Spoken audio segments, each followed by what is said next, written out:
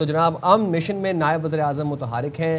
اسحاق ڈار کے عالمی رہنماؤں سے رابطے جاری ہیں۔ سعودی وزیر خارجہ فیصل بن فرحان سے انہوں نے گفتگو کی، مذاکرات اور سفارتی رابطوں پر بات ہوئی۔ سعودی وزیر خارجہ نے پاکستان کی امن کوششوں کی مکمل حمایت کا اعادہ کیا۔ پھر اسحاق ڈار نے مصری وزیر خارجہ بدر عبدالعاطی سے بھی رابطہ کیا۔ دونوں کا مذاکرات کے ذریعے مسائل کے حل اور کشیدگی کم کرنے کی ضرورت پر زور دیا گیا۔ نائب وزیر اعظم سے اسلام آباد میں چینی سفیر کی ملاقات بھی ہوئی۔ چینی سفیر نے کہا پائیدار امن و استحکام کے لیے پاکستانی کاوشیں قابل تحسین ہیں۔ تو پاکستانی کاوشیں دن رات جاری ہیں۔ بالکل، اور وفاقی وزیر اطلاعات عطا تارڑ کا کہنا ہے کہ پاکستان بطور ثالث ایرانیوں کے ساتھ مسلسل رابطے میں ہے۔ پاکستان نے ایرانی قیادت کو قائل کرنے کی مخلصانہ کوششیں کی اور یہ کوششیں جاری رہیں گی۔ اسلام آباد اب مذاکرات کے لیے وفد کی تصدیق سے متعلق ایران کے باضابطہ جواب کا انتظار ہے اور پاکستان سفارتکاری اور مذاکرات کی راہ پر گامزن ہے۔ تو یہ پاکستان کی جانب سے جو کوششیں کی جا رہی ہیں، دنیا اس کے اوپر بڑا پذیرائی مل رہی ہے دنیا کی طرف سے، اور ظاہر ہے یہ بڑی امپورٹنٹ بات تھی کیونکہ ڈیڈ لائن ختم ہونے کے بعد کسی کو نہیں معلوم تھا کہ کہیں حالات دوبارہ سے اس طرح نہ ہو جائیں جس طریقے سے فرسٹ راؤنڈ آف ٹاک سے پہلے تھے۔ تو بات کر لیتے ہیں، ہمارے ساتھ موجود ہے دفاعی تجزیہکار ایئر کوڈر ریٹائرڈ خالد چشتی صاحب۔ تھینک یو سو مچ خالد چشتی صاحب۔ اور آج جب بات کر رہے ہیں ہم ایک ایسے سینیریو میں بات کر رہے ہیں جس میں خود امریکی صدر نے یہ کہہ دیا ہے کہ یہ جب تک کوئی کنکلوسیو رزلٹ نہیں نکلتا ان مذاکرات کے حوالے سے تب تک سیز فائر ہے، اور اس میں بھی پاکستان کی کوششیں ہیں۔ فیلڈ مارشل وزیر اعظم پاکستان، تو آپ کیسے دیکھتے ہیں پاکستان کے اس غیر معمولی کردار کو، خاص طور پہ جو لیٹسٹ ڈیولپمنٹ ہوئی ہے اس تناظر میں؟ بہت شکریہ صدف اور سائم، آپ نے انوائٹ کیا۔ بہت اچھا ہوا جی، ایکسٹینشن ہو گئی سیز فائر کی، اور یہی ضرورت تھی کیونکہ انڈر پریشر تو ایسے مذاکرات ہوتے نہیں ہیں۔ پہلے بھی جو مذاکرات شروع ہوئے تھے راؤنڈ، تو میں اس میں بھی کہا تھا کہ اس میں کولنگ پیریڈ نہیں ملا تھا اس وقت۔ کولنگ پیریڈ یہ ہوتا ہے کہ جب اتنی ٹینس جنگ کے بعد آپ نکلتے ہیں تو آپ ریئلزم کی طرف جاتے ہیں، آپ گراؤنڈ ریئلٹی چیک کرتے ہیں، اپنے نقصانات کا اندازہ لگاتے ہیں، صلاحیت کا، اسی طرح دشمن کا ڈسٹرکشن اور ان کی جو ریمیننگ قابلیت رہ گئی ہوتی ہے اس کا اندازہ لگاتے ہیں، تاکہ آپ مذاکرات میں بہتر طور پر اپنی نہ صرف ڈیمانڈ پٹ کر سکیں بلکہ کمپرومائزز بھی اپنے لیے کر سکیں کہ کہاں پہ آپ نے تھریش ہولڈ آفیشلی نہیں ڈکلیئر کرتے لیکن مذاکرات سے پہلے آپ کو اپنا پتہ ہوتا ہے کہ میری کیا تھریش ہولڈ ہے۔ وہ پچھلے مذاکرات میں نہیں ملا تھا ٹائم۔ ابھی یہ ایکسٹینشن جو ہوئی ہے، اب ریئلزم ہوا ہوگا، آئی ایم شیور اپنی غلطیوں کا، اپنی اسٹرینتھ کا احساس ہوا ہوگا۔ ڈیفینیٹلی دونوں طرف سٹیکس بہت ہائی ہیں، ایکسپیکٹیشن بہت زیادہ ہیں۔ ایک طرف سپر پاور ہے بیک بائی اسرائیل، جس کو یہ زوم بھی ہے کہ سب سے بڑی ملٹری ان کی ہے، اپارٹ فرام اٹ کے ملٹری آبجیکٹو کتنے حاصل کیے اس پر تو علیحدہ بات ہو سکتی ہے۔ دوسری طرف ایران ہے جس نے ایک نیو فاؤنڈ ریئلزم کے علاوہ نیو فاؤنڈ بارگیننگ لیوریج اس کو پتہ لگی ہے کہ اپنے اسٹیٹ آف ہارمز اس نے بلاک کر دیا، اس نے اسرائیل کو اتنی ڈسٹرکشن کر دی، اس نے ریجنلائز کر دیا اس جنگ کو۔ تو تین آبجیکٹو اس نے حاصل کیے ہیں جو دنیا توقع نہیں کر رہی تھی۔ اسرائیل توقع نہیں کر رہا ہوگا کہ اس کے ساتھ تمام ایئر ڈیفنس سسٹم کو پینیٹریٹ کر کے کنسسٹنٹلی اس نے حملے کیے۔ نمبر 2، یہ نہیں کوئی ریئلائز کر رہا تھا کہ 47 سالوں سے اسٹیٹ آف ہارمز کو بلاک کرنے کا تھریٹ کیا جا رہا تھا، لیکن وہ ایکچولی ہو جائے گا، اور وہ ہو گیا۔ اور وہ اتنی بڑی نیوی، دنیا کی سب سے بڑی اسٹیٹ آف ہارمز کو اس لیے نہیں کھلوا سکی کہ میرا ماننا یہ ہے کہ وہ ٹریڈیشنلی بلو واٹر نیوی کے طور پر رہی ہے، اور وہ ٹریڈیشنلی ایک ایسے کوارشن یا ڈسٹرکشن سٹینڈ آف کرتی رہی ہے کسی کارنر پہ، جس کو آپ کہتے ہیں بند گلی میں، اس طرح جو بند گلی تھی اسٹیٹ آف ہارمز وہاں سے نہیں چھڑا سکی۔ اور تیسرا، آیت اللہ خامنائی نے اپنی شہادت سے پہلے کہا تھا کہ ہمارے تک محدود نہیں رہے گی اور ملکوں میں پھیل جائے گی، وہ بھی انہیں کر کے دکھا دیا۔ اس روشنی میں ایران کو لیوریج چاہیے جو کہ دینی پڑے گی۔ افسوسناک بات اس پہ یہ ہے، جو آخری میں اس پہ کہنا چاہوں گا، کہ یہ جو ایران کے خلاف جنہوں نے بلاکیڈ کیا ہے وہ ایکٹ آف وار ہوتا ہے، اور جب آپ پیس کی طرف جاتے ہیں تو آپ ایکٹ آف وار کیسے کر سکتے ہیں؟ پھر آن ٹاپ آف دیٹ انہوں نے، میں کل سے کہہ رہا ہوں کہ انہوں نے جو ان کے جہاز کو روکا، پھر اس پہ قبضہ کر لیا، اس کو ڈیمیج کیا، اور پھر ویڈیو ریلیز کر دی۔ یہ ایک adding insult to the injury ہوتا ہے۔ آپ ایک طرف سیز فائر نہیں کر رہے، پھر آپ ایک کشتی پر قبضہ کر رہے ہیں، اور میں کل سے کہہ رہا ہوں کہ دیکھیے امریکہ جیسی نیوی کے لیے ایک چھوٹی سی بوٹ کو قبضہ کر کے ویڈیو ریلیز کرنا کوئی بہادری نہیں تھی۔ یہ تو شاید ہیوتیز بھی کر سکتے ہیں، اگر یہ وہ پہلے بھی کرتے رہے ہیں جہازوں پر قبضے کر کے۔ تو یہ ایک سٹیٹ ہے، یہ سب سے بڑی طاقت ہے، اس کو ایسا بہیو نہیں کرنا چاہیے تھا تاکہ ایک میسیجنگ نہ جائے اوفینسو کی۔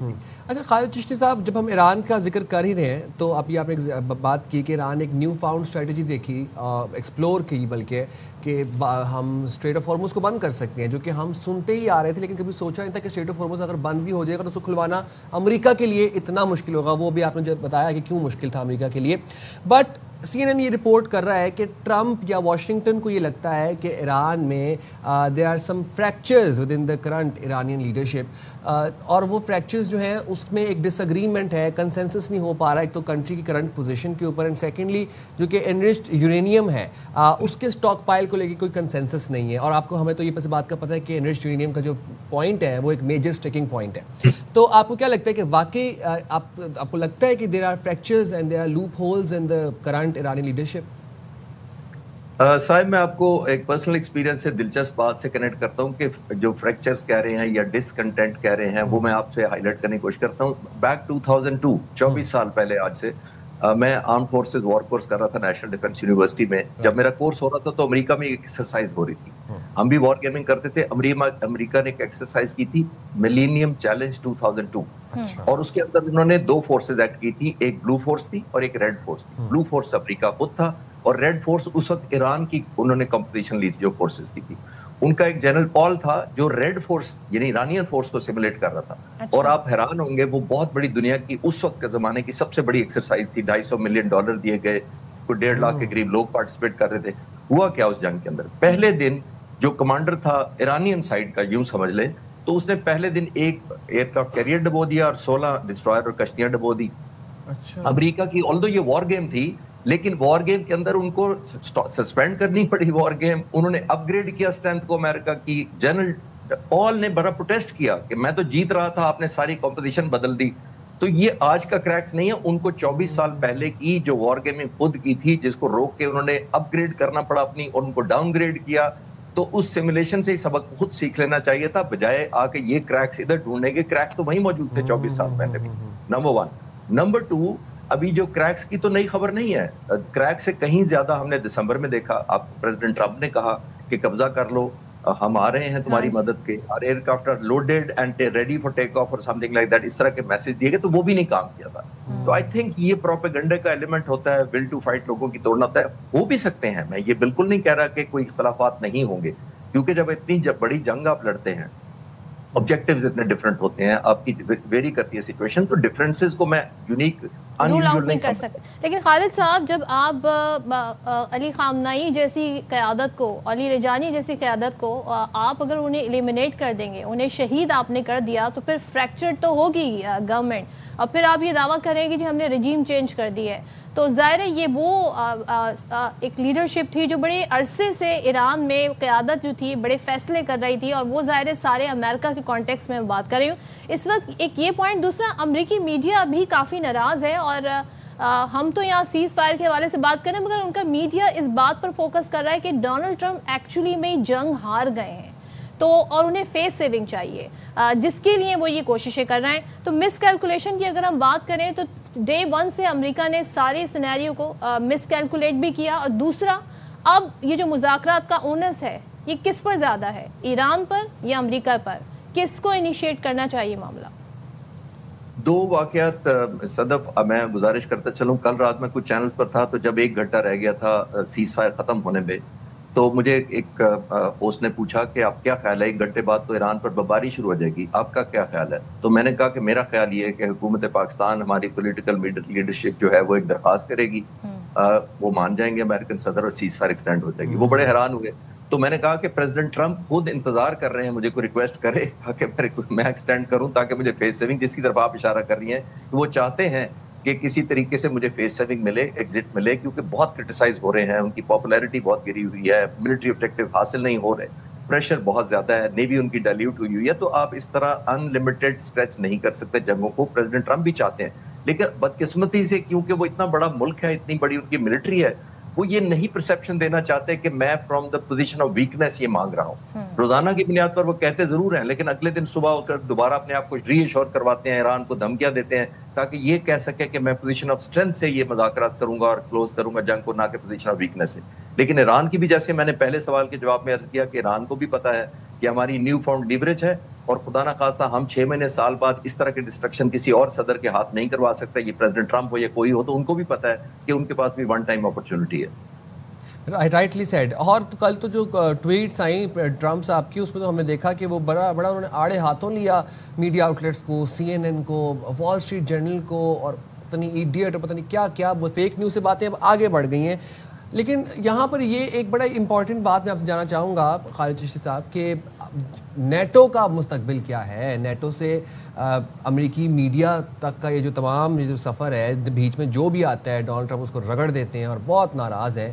چلیں میڈیا کی جو سمجھ میں آتی ہے وہ کہتے ہیں کہ یہ فیک نیوز ہے, یہ فیک رپورٹنگ کرتے ہیں کیونکہ وہ ڈونلڈ ٹرمپ کے اوپر تنقید کرتے ہیں. نیٹو کو ڈونلڈ ٹرمپ یہ کہتے ہیں کہ when we needed their help they were helpless, they didn't come for our help. اب ہمیں ان کی ضرورت نہیں ہے. آپ کو لگتا ہے کہ ایک نیو ورلڈ آرڈر تو قائم ہونے جا رہا ہے, بٹ ڈونلڈ ٹرمپ نے اپنے الائز سے بہت ناراض ہو گئے ہیں اور اب ایک نیو الائی اسٹرکچر بنائیں گے. نیٹو کا کیا مستقبل ہے؟ جی سائم, پہلے دیکھیے نیٹو بنا کیوں تھا. ورلڈ وار 1 کے بعد امریکہ نے بہت سارے ملکوں کو ایک ایلیمنٹ آف انسیکیورٹی پیدا کیا. اس نے کہا کہ میرے ساتھ آ جاؤ ورنہ انسیکیور مارے جاؤ گے. ورلڈ وار 2 میں اور زیادہ کنفرم ہو گیا کہ جی جو امریکہ کے ساتھ نہیں ہوگا. اس وقت تک آپ دیکھیے ڈالر اسٹرانگ ہو گیا, کرنسی انٹرنیشنل بن گئی. تو پھر 61 میں نیٹو لایا گیا. نیٹو یہ کہہ کر لایا گیا تھا کہ تمہیں سوویت یونین, اس وقت تو ظاہر ہے 2 سپر پاورز تھیں, تو یہ تمہیں کھا جائے گا, تم پر حملہ آور ہو جائے گا, تم میرے امبریلا کے نیچے آ جاؤ. تو پھر وہ جب سوویت یونین ٹوٹ گیا تو پھر یہ لگا کہ یہ ایک دوسرے کے لیے لائبلٹی اور زیادہ ہے, اسٹرینتھ کم ہے. اور اگر کوئی رہی سے کسر رہ گئی تھی تو اس جنگ نے پوری کر دی دونوں طرف. صرف نیٹو نہیں, جی سی سی کے ممالک جنہوں نے ایگریمنٹ کیا ہوا تھا امریکہ کے ساتھ, آپ نے دیکھا وہ تمام بیسز آلموسٹ خالی پڑے ہیں. جن بیسز کو امریکہ نے نہ صرف اپنے لیے بچانا تھا بلکہ ان بیسز کو ان ملکوں کے حق میں استعمال کرنا تھا, وہ بھی نہیں ہو سکے. تو یہ ایک نیو فاؤنڈ ریئلزم صرف نیٹو میں نہیں ہے, عرب ممالک میں بھی, خاص طور پہ جی سی سی میں بھی ہو گیا ہے کہ امریکہ پہ ڈپینڈنسی جو ہے وہ آپ کی سوورینٹی کو گارنٹی نہیں کرتی. اور نیٹو نے بھی یہی ریئلائز کیا ہے. امریکن پریزیڈنٹ کو انجسٹیفائڈ لوگ وار کہہ رہے ہیں نا. ہر وار کو آپ جب ایک جسٹیفیکیشن بلڈ کرتے ہیں تو آپ یونائٹڈ نیشن سے ایک ریزولوشن پاس کراتے ہیں سیریمونیل سا, پھر آپ اپنے کانگریس سے اپروول کراتے ہیں, پھر آپ ایلائز کو اکٹھا کرتے ہیں, بلڈ کرتے ہیں. امریکن پریزیڈنٹ نے تو پچھلے 10 مہینوں میں ڈس انٹیگریشن پیدا کیا, نیٹو کے اندر نہیں, تمام دوستوں کے اندر. تو آئی تھنک یہ نیو فاؤنڈ ایک نیٹو کے اندر بھی ایک ریئلائزیشن ضرور ہے کہ یہ کنٹینیو نہیں ہوگا. میرا خیال ہے ریوائز ہوگا اور الائنمنٹ دوبارہ چینج ہوگی, نہ صرف نیٹو میں بلکہ جی سی سی اور عرب ممالک میں بھی. تھینک یو سو مچ خالد چشتی صاحب. اور جو وائٹ ہاؤس کی ترجمان ہے کیرولین لیوٹ, ان سے بار بار یہ سوال پوچھا جاتا ہے کہ کیوں امریکہ نے ایران پر حملہ کیا, تو وہ کہتی ہیں he had a feeling. He had a feeling that Iran could attack. And he is saying that Jared Kushner motivated. Feeling پر جو ہے اتنی بڑی جنگ چھڑ گئی, آپ اس سے اندازہ لگائیں. They have no answer.